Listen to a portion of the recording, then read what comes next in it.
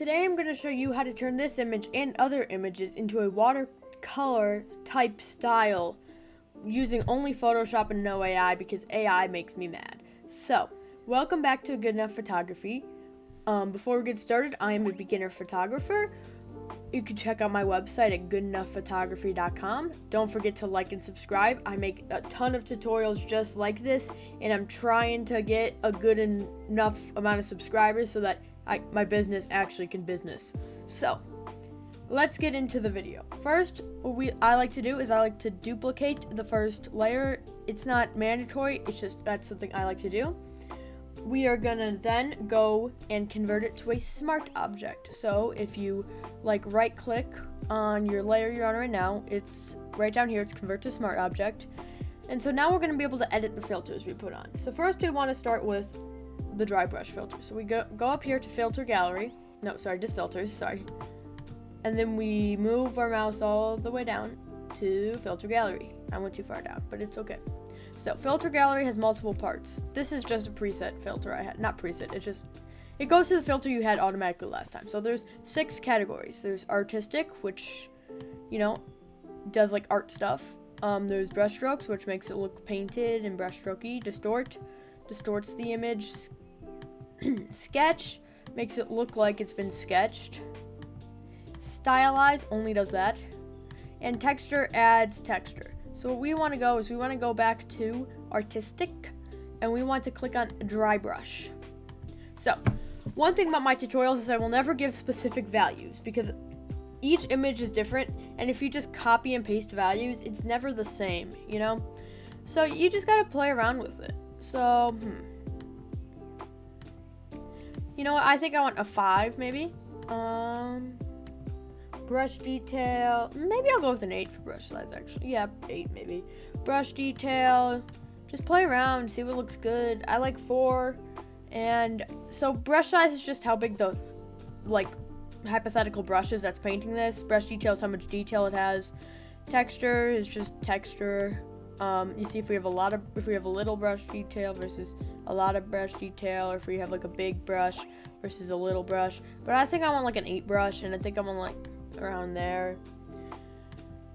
And let's see, maybe a 2? Looks a little funky right there. Yeah, I think that looks good with a 8, 4, 1. So now we are gonna go back into filters, go back into filter gallery, and this time we're gonna use the cutout filter. Cutout kind of makes it look like it's been cut out of paper or something. So number of levels is how many if we're thinking about it in the paper wise metaphor I made, it's how many paper. I don't know how to describe it. But I like to stick around 8 or 7. Maybe 7. I don't know. I feel like the odd numbers look better sometimes. It just depends on your photo. I think 8 looks better for this one, but it just really depends on your image. For edge of simplicity, it's how simple the edge is. So if we go all the way, boom. See, that's way too simple. But if we go down here, it's pretty complicated. I think we want an in-between of that. So I think I want a 4. Yeah, that looks good. And then for edge of fidelity, it's kind of a more subtle version of the edge of simplicity. It only goes up to 3, so I like to go in the middle at a nice 2 because 1's all the way over there, so I think 2 is pretty good. It does look weird right now. It doesn't look very watercolor, but just trust the process. So we go over here and you see in our filter, it says filter gallery. For some reason, it doesn't name it as cutout or whatever you used. So go over to this little icon, double click it, and it should open up this menu. So there's multiple things. This all affects the way your image looks. I'm just showing a few. We want pin light, and we want to keep it at 100. So this is what we have so far, and I think it looks pretty good, but we're not done. So we go into filters, and instead of going to filter gallery, we go down to blur. There's multiple types of blur, average blur, all these. We want to do smart blur. I like to keep it at what it automatically goes to because I don't know, I just think it looks good most of the time. You could play around with it though. Yeah, so now we go and we double click that icon again by the smart blur. Then we go down to nope, wrong one. We go down to screen and we set that at 30% opacity. Now we go back to filters and we scroll down to stylize. Stylize has a bunch of filters: diffuse, emboss, oil paint. I like oil paint. I've used it a few times. But we want fine edges. Now that looks really weird right now. But if we go and double click that again, and then we go to multiply, see how it adds a like nice effect? I think that looks pretty good. So now we have to do a few things. First of all, you go into Chrome and type in like watercolor paper. Just find an image.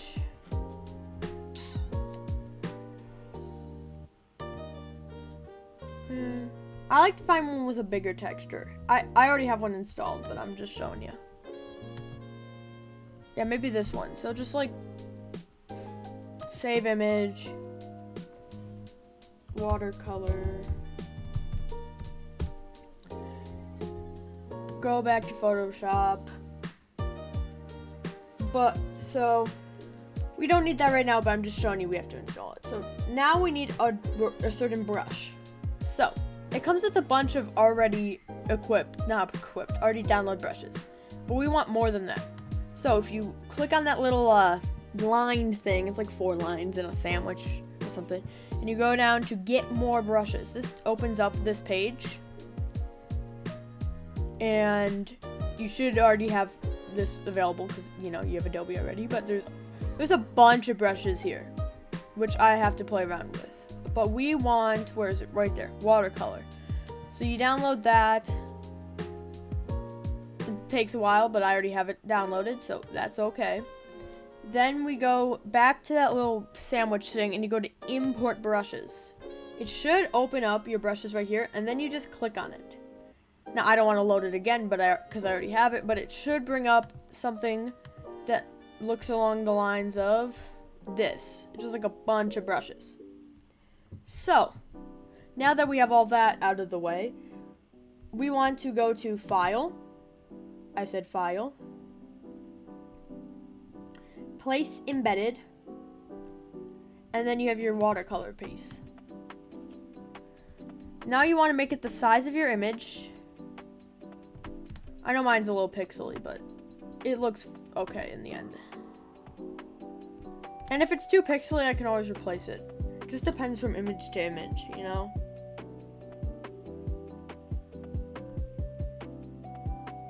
Sorry, I'm just thinking.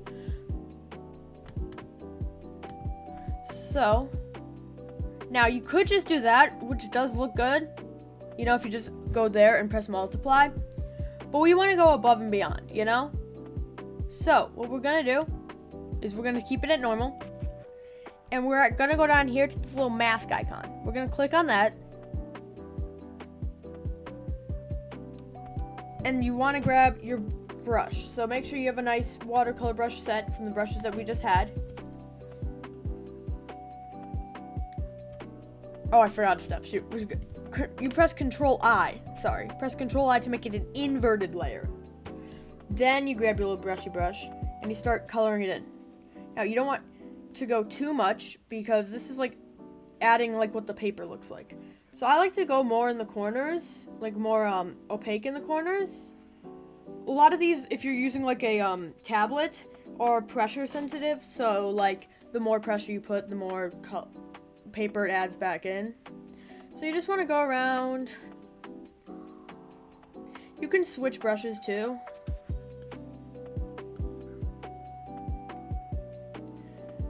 Maybe I'll switch brushes, let's see. They also all say Kyle, so I don't know who Kyle is, but thanks, I guess. I don't know. So, also you can always like change the size. Let's do 100 or something. That's 10. I meant 100.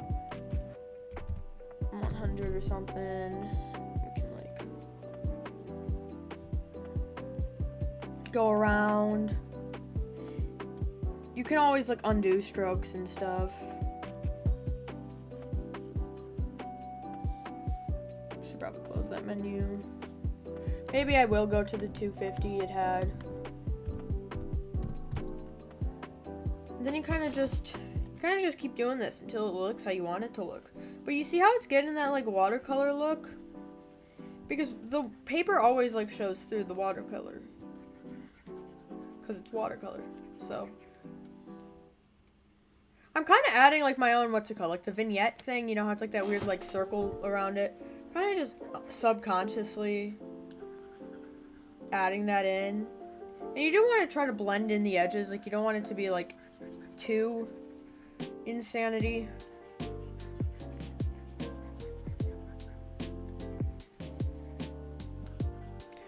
Yeah, it may not look perfect at first, so you just gotta keep like undoing, erasing, doing all that stuff until you get something you're happy with.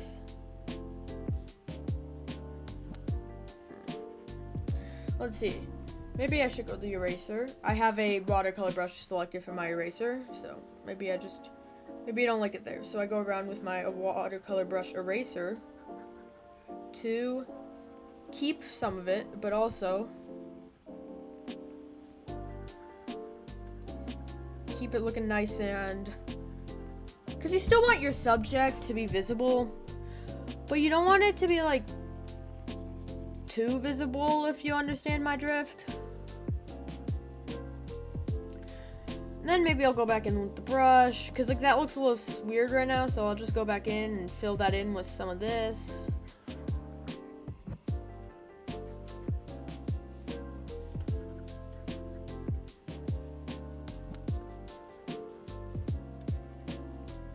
And yeah, that's looking pretty good. I mean, if you want to see, that's what it looks like with and without it. Actually, I think I want to change that. That's another thing I like about these, is that like they're so forgiving. Where'd my eraser go? Oh, there it is. I'm so bad at finding things on Photoshop. I think it's a little too much here. You know? Yet again, it's whatever your preference is too. Like if you like it really papered looking, that's cool. But if you like it like, you can even do it without the paper, or you can do what I showed you before. But see, this is what it looks like without the paper. This is what it looks like with the paper. I think I'm gonna... And it is supposed to look a little messy, because watercolor isn't perfect in real life. You can't always get the perfect saturation or look for every single part of each thing. So, it's okay with it looking a little messy. You just gotta keep going until you're happy. And I think that looks good. So if we turn that off and turn that off, that's what our image looked like before. I mean, that's even a big difference. But that really adds to the watercolor vibe of it. The paper itself. Now, you could use a bunch of filters instead of adding in the paper like I'm doing here, but I just think it always looks so much better if you can use like a top layer. Especially in this case. Like, I just think this looks good.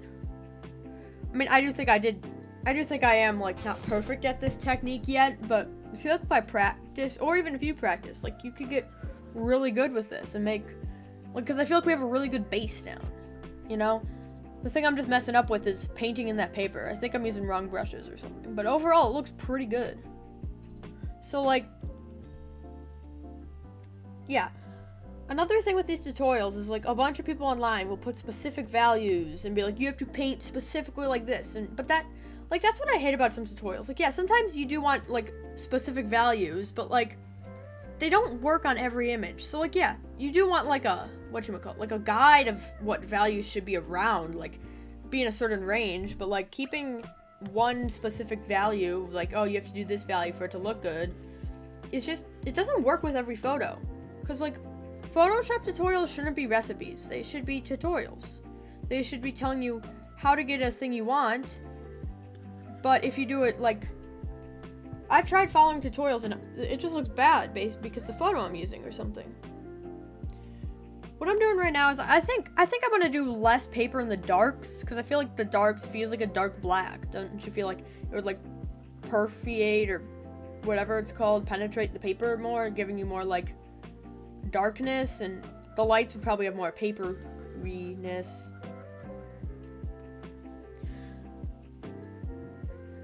But no, you just gotta go with the flow, you know? Following these tutorials exactly, even following my tutorial exactly, is kind of impossible. Because, like, sure, you can use the same exact thing I do, right? But, like, it won't look good on every single image, so you just gotta... You have to experiment. That's what I don't like about some tutorials. They're like, oh, you gotta do this, this, and this, and then your image ends up looking awful, and you're like, okay, what did I do wrong? But then you can't do the opposite. Like, I do hate some tutorials that are like, here's the filters I used. Okay, what values did you use? Well, not everyone can use the same values. Well, yeah, but I want a range, you know? So you just gotta kind of experiment. But no, I think this is looking really good right now. If you're following along, I hope yours is looking pretty good right now as well. Let's see. I mean, it definitely looks better with the added paper texture. But no, I think this looks pretty good, and I think I'm going to keep it like this. I may edit it a little more, I'm going to be totally honest, because I am slightly a perfectionist. But yeah, this was my tutorial for today. If you liked it, don't forget to leave a like below. Comment if you want, I don't care. Subscribe. You can check out my Instagram, my TikTok, which are also good enough photography. And also check out my website. I got a bunch of photos on there. I might update it soon. But yeah, you can purchase prints and have a great day.